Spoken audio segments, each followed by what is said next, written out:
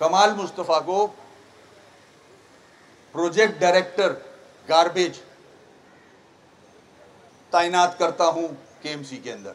3 महीने में सारी पावर्स उनको देता हूं, म्युनिसिपल सर्विसेज की सारी पावर्स उनको देता हूं as project director garbage.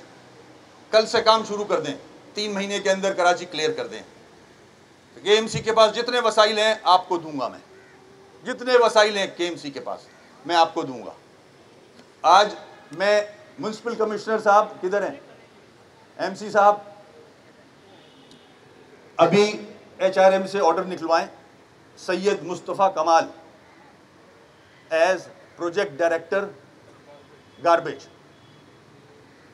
For 3 months.